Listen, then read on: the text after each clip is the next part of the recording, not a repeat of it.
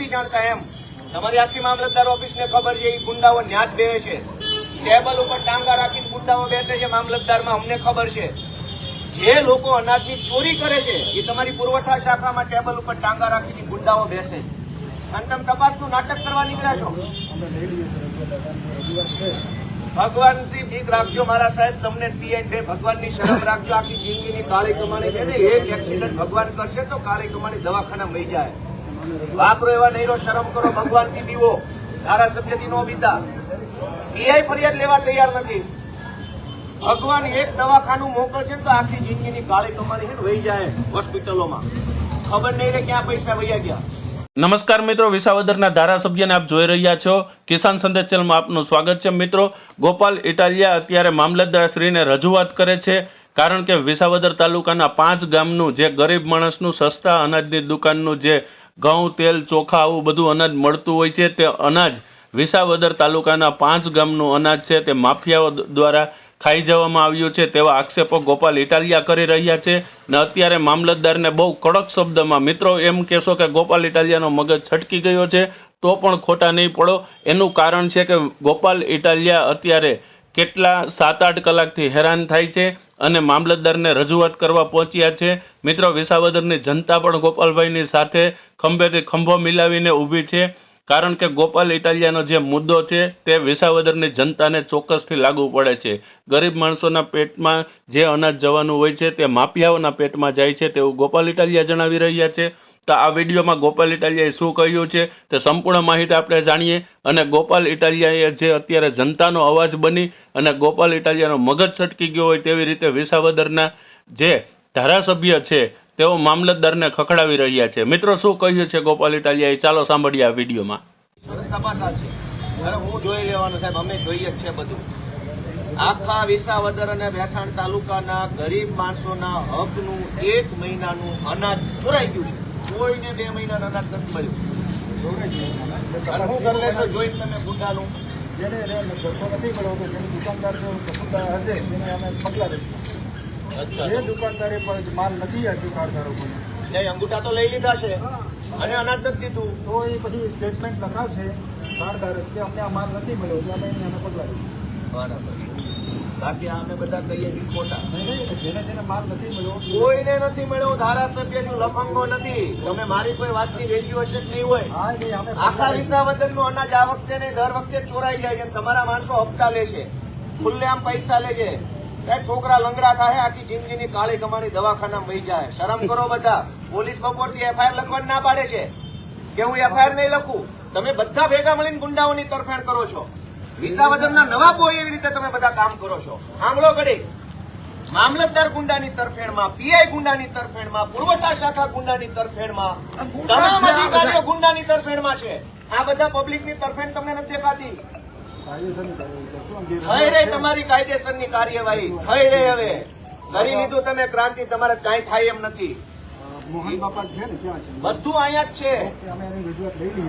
એની નહીં સાહેબ, બધા ગામમાં તમે તમારા તમામ ગામમાં 2 મહિનાનું અનાજ નથી મળ્યું. 1 જ મહિનાનું અંગૂઠા 2 મહિનાના લીધા. 1 મહિનાનું એ અડધું જ આપ્યું. ધારો કે 1 મહિનાનું અનાજ 10 કિલો મળતું હોય તો 1 મહિનાનું 5 કિલો આપ્યું. 2 મહિનાનું તો નથી જ આપ્યું, પણ 1 મહિનાનું પૂરું નથી આપ્યું. તમે હજુ ફરિયાદી ગોતો છો, કોઈ નહીં મળે. ગરીબ માણસ છે, બધાને બીક લાગે. કોઈ તમારી સામે બોલશે નહીં. મેં પહેલી વાર કીધું.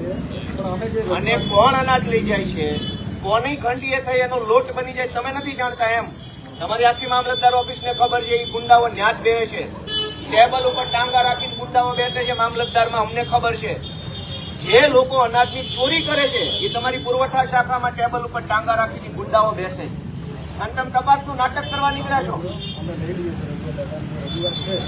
ભગવાનથી બીક રાખજો મારા સાહેબ. તમને પીએન ભગવાનની શરમ રાખજો. આખી જિંદગીની કાળી કમાણી છે ને, એક એક્સિડન્ટ ભગવાન કરશે તો કાળી કમાણી દવાખાના મળી જાય. વાપરો એવા નહીં, શરમ કરો. ભગવાનથી બીવો. ધારાસભ્યથી નો બીતા. પીઆઈ ફરિયાદ લેવા તૈયાર નથી. ભગવાન એક દવાખાનું મોકલશે તો આખી જિંદગીની કાળી કમાણી છે ને વહી જાય હોસ્પિટલોમાં. ખબર નહીં રે ક્યાં પૈસા વહ્યા ગયા.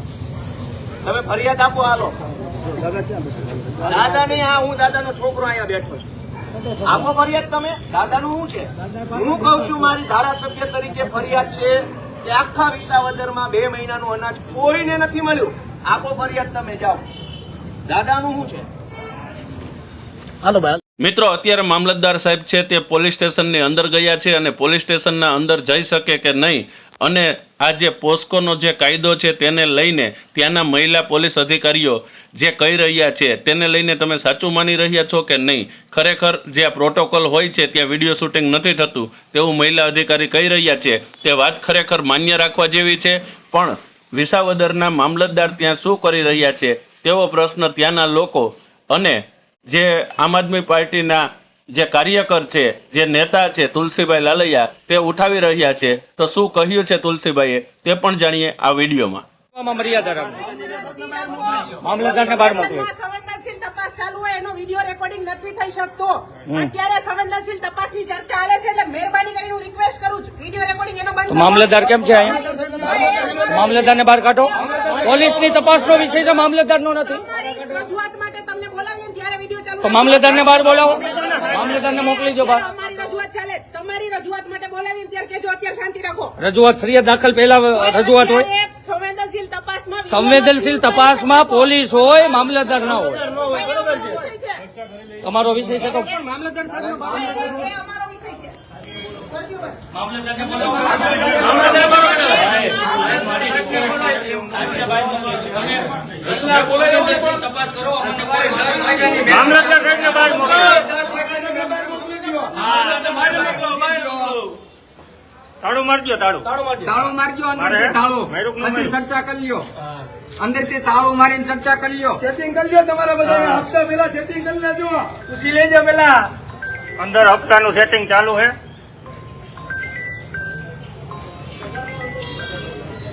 દરવાજા બંધ કરી અને અત્યારે સેટિંગ કરી રહ્યા છે. મામલતદાર હામી ખોખોની ફરિયાદી ભાઈ હું કેમ એના ઘરમાં જઈ રહેલું અનાજ માફિયાઓ ખાઈ ગયા છે અને વિસાવદરના પીઆઈ મેડમ અને સાહેબશ્રી અને સાથે વિસાવદરના મામલતદાર અંદર ઓફિસમાં બેઠા છે. આ વિડીયોમાં જોયું સેટિંગ કરી રહ્યા છે.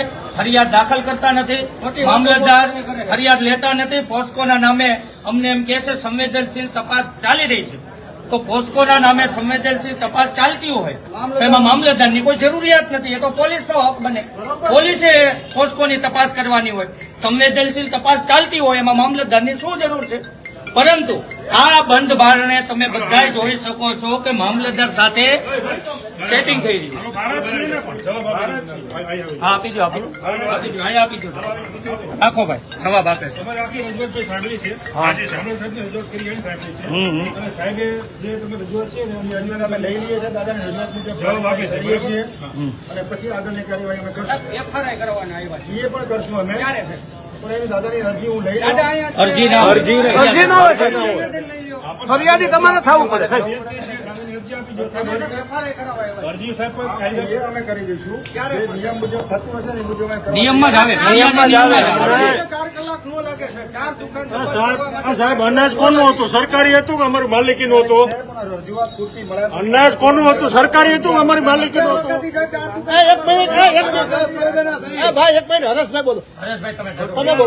હરેશભાઈ બોલો. બીજા બોલો. બેઠા છીએ અમે તો અત્યારે તમે ઘડિયાળમાં જુઓ 7 વાગ્યા તો કમસે કમ 8 કલાક થઈ તો હજી મામલતદાર સાહેબ તપાસ કરવાની વાતો કરે છે.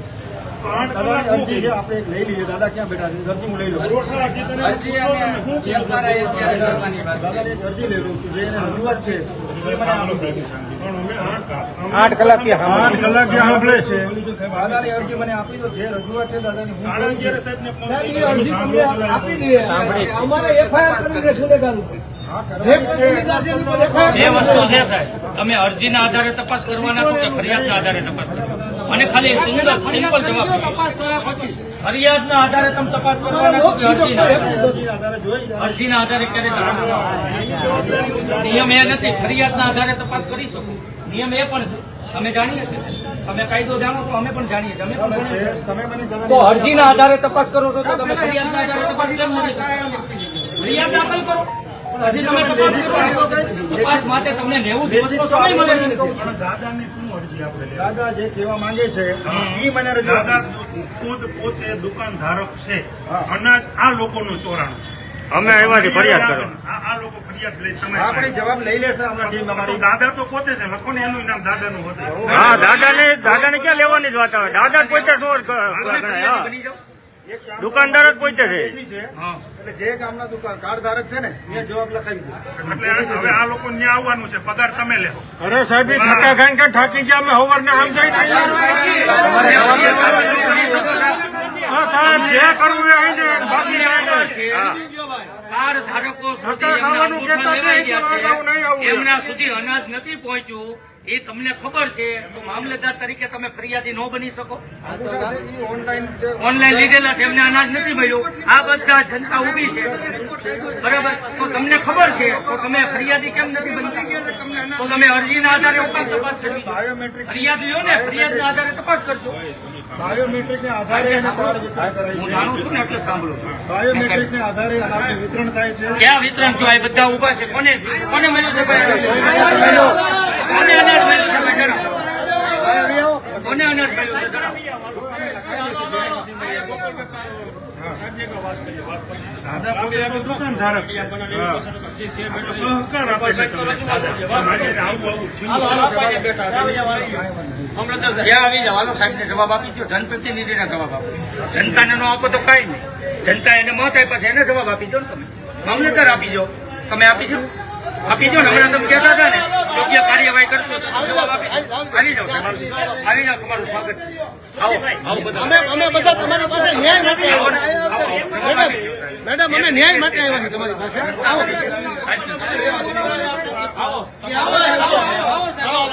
આપણે બે જવાનો એફઆરઆઈ થઈ જાય આગળ 10 વાગશે ને ચાલો હવે તપાસ કરે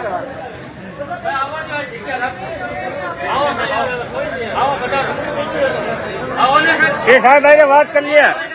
મિત્રો હવે આપણે સાંભળીએ ગોપાલભાઈ ઇટાલિયાને કે આ વિષય પૂરેપૂરો શું છે, ખરેખર શું હકીકત છે, શા માટે તેઓ વિસાવદરની જનતાને લઈને પોલીસ સ્ટેશન આવ્યા છે તે સાંભળીએ ગોપાલભાઈ પાસેથી. અને ગોપાલભાઈએ જે કહ્યું છે તેને લઈને તમારું શું માનવું છે આ વિડીયોના કોમેન્ટ્સ બોક્સમાં ચોક્કસથી અમને કોમેન્ટ કરવા નમ્ર વિનંતી.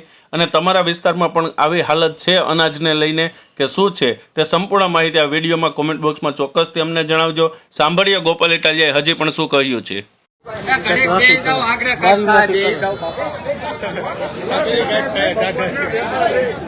બપોરે હવે 2 કલાક મોટું બે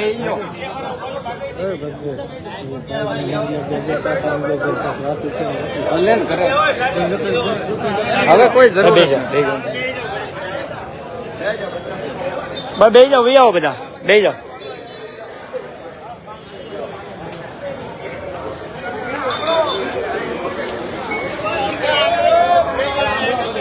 ભાઈ બધા સાંભળજો.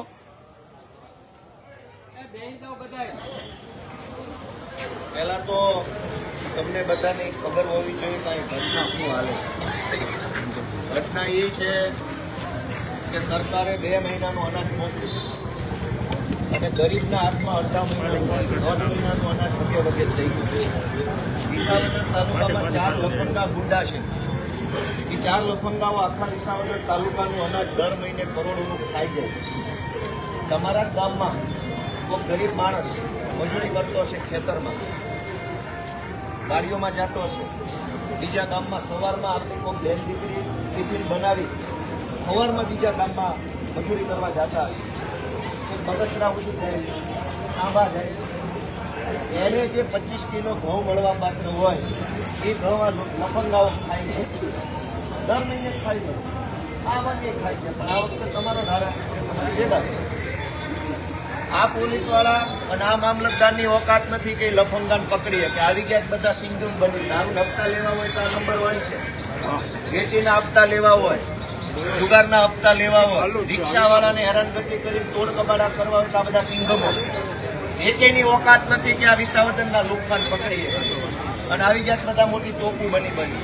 તમે બધા કેટલા વર્ષો સુધી લાચાર બની જીવશો ભાઈ? લાચારી કેટલા વર્ષ કરશો? તમારામાં ક્યાંક આત્મસન્માન જેવું છે કે નહીં? લડતા બોલતા કેમ નથી? અવડા મોટા મામલતદાર થઈને પરે ઓકાત તો પાવલીની નથી. અને હાલી નીકળ્યા મામલતદાર બનીને, હાલી નીકળ્યા પીએસઆઈ બની, છીન સપાટા કરવાના, રીલો બનાવવાની. બનાવો રીલ, જાઓ પકડીને અનાજ માફિયાને પકડીને બનાવો રીલ. તમારા ઓકાત હોય તો આખા વિસાવદરમાં દારૂ વેચાય છે, તમે બધા સપોર્ટ આપો, જનતા રેટ ચાલુ કરવાના, આ લોકો ધંધા બંધ કરાવવાના. આપવાના સ્ટેપો તમે તમને ગુપ્ત મેસેજ આપી, તારીખ ટાઈમ કોઈ નથી કહેવાની, જે જગ્યાએ દારૂ વેચાય જનતા રેટ કરવાની છે. 2 નંબરના હપ્તા ખાઈ ખાઈ ખાટા ફરજ બધા આખા વિસાવદરને દારૂ પીવડાવે છે અને એફઆઈઆર લેવામાં ઘા વાગે છે. આને પૂછું, કિરીટને પૂછું, નાના કિરીટના બાપાનું છે અહીંયા બધું. કિરીટને પૂછ્યા વગર એ કઈ હલતા નથી. તો તમારામાં આત્મસન્માન જેવું છે કે નહીં ભાઈ? તમારું અનાજ ચોરી થઈ જાય. અને ભાઈ તમે જે સાંભળતા હોય તમારા છોકરા એવા થાય ને આખી જિંદગીની દારૂની કમાણી વહી જાય. દવાખાનામાં થોડી ભગવાનથી શરમ રાખો, ભગવાનથી દીવાન રાખો, ઈશ્વરનો ડર રાખો. ધારાસભ્યથી ન બીવો તો કાંઈ નહીં. તમે તો બહુ મોટા જુનાગઢના નવાબો છો, તમે થોડા અમારાથી બીવો. ભગવાનથી બીવો. એક દવાખાનું આવશે ને તો જિંદગીનો દારૂના હપ્તા બધા વૈયા જાય. એમાં શરમ આવવી જોઈએ, શરમ. રિક્ષાવાળાને લૂંટો, વેપારીને લૂંટો, અને કેમ 2 નંબરનો હપ્તા બાદ અનાજ માફિયા આવ્યા તો ક્યાં ફાટી રહી ભાઈ? પકડો અનાજ માફિયાને. ઓકાત નથી તમારી. નાના માણસો પર દાદાગીરી કરવાની. હમણાં એસપીન આવશે એટલે મને ફાંસીએ ચડાવી દો, ફાંસીએ ચડાવી દો ગોપાલ ઇટાલિયાને. શરમ આવવી જોઈએ તમને. ગરીબોને દબાવવાના સિંઘમ બનીને ફરો છો. નાનો માણસ આવે તો બધા માંથી ચડી બેસશે. હમણાં આ સાહેબ આવશે ને ઓલો સાહેબ આવશે, આવશો બધા, પણ તમારી ઓકાત પાવલીની નથી. એક અનાજ માફિયાને પકડવાની ઓકાત નથી ને આવી ગયા બધા યુનિફોર્મ પહેરી. શરમ આવવી જોઈએ. 5 પાસની ગુલામી કરો છો. અને તમે બધા દોસ્તો થોડા જાગો, અવાજ ઉઠાવો. ક્યાં સુધી આવું લાચાર જીવન જીવશો? 1.5 મહિનાનું ગરીબનું અનાજ ખવાઈ ગયું. યોગ્ય વાત છે કે યોગ્ય કયો છે બધા? કેમ આપણી બહેનો મજૂરી કરે છે? ગામડાનો ગરીબ માણસ કેમ મજૂરી કરે છે? સવારમાં 5 વાગ્યામાં ટિફિન બનાવે, ટિફિન લઈને વાડીએ જાય, આખો દિવસ મજૂરી કરે, સાંજે થાકીને આવે. આપણી બેન ચૂલો કરે, ઘર હાકાટું રોટલા ઘરે, ખાય, વાસણ ધોવે, રાતના કેટલું મોડું કે સુઈ જાય. અને એના ભાગનું, એ દીકરી બહેનના ભાગનું અનાજ ગુંડા ખાઈ ગયા. મામલતદારની કે આ પોલીસ સ્ટેશનની ઓકાત નથી કે ગુંડાને પકડે બધા સિંઘમ બનીને ફરે છે. તમારી ઓકાત 4 પૈસાની છે. રિક્ષાવાળાને દબાવવા સિવાય તમારાથી કાંઈ થાય એમ નથી. જાઓ, રાજીનામા આપીને ઘરે વયા જાઓ. રિક્ષાવાળા સિવાય તમે કોઈને કાંઈ કરી શકો એમ નથી. સિંઘમો બનીને રીલો બનાવો છો. જાઓ, પકડો ઓલા અનાજ માફિયાને. વિસાવદરનું અનાજ ખાઈ ગયો. આખા તાલુકાની બહેનો દીકરીઓના મોઢાનો કોળિયો જૂટવી લીધો અને તમાશો કરે મામલતદાર. પકડો એને, એફઆઈઆર કરી. અને ભાઈ બોલાવો બધા વિસાવદરના લાભાર્થીઓને બોલાવો. જેને જેને અનાજ નથી મળે ફોન કરો. બધા અહીં આવીને પોલીસને ફરિયાદ આપે. ફોન કરો તમારા ગામમાં. જેને 2 મહિનાનો અનાજ ન મળે બધાને બોલાવો. જેને જેને હારે અન્યાય થયો, જે પીડિત છે, જે ફરિયાદી, બધાને બોલાવો. જાઓ, બધા કરો ફોન. ભાઈ કાઢો ફોન. બધાને બોલાવો. 2 મહિનાનો અનાજ ન મળે બોલાવો. કરો ફોન બધાને. આ વિડીયો છેલ્લે સુધી જોયો આપનો ખૂબ ખૂબ આભાર મિત્રો. આવા જ વિડીયો જોવા માટે આ ચેનલને લાઇક, શેર અને સબસ્ક્રાઇબ કરવાનું ના ભૂલશો. દરેક ગુજરાતના લોકો સુધી આ વિડીયો પહોંચાડજો, જેથી કરીને દરેક લોકોને આ વિડીયોની માહિતી મળે અને વિસાવદરમાં ધારાસભ્ય કઈ રીતે કામકાજ કરી રહ્યા છે અને ધારાસભ્યએ ખરેખર આ રીતે પ્રજાના પ્રશ્નો ઉઠાવવા જોઈએ કે નહીં, તેને લઈને વિસાવદરના લોકોને અને ગુજરાતના લોકોને દરેકને આ વિડીયો પહોંચાડો, જેથી કરીને આ વાતની દરેક લોકોને ખબર પડે. મિત્રો, આવો જ વિડીયો જોવા માટે આ ચેનલને લાઇક, શેર અને સબસ્ક્રાઇબ કરતા રહો. અને હવે મળશું કાલે એક નવા વિડીયો સાથે. તો અમને રજા આપશો.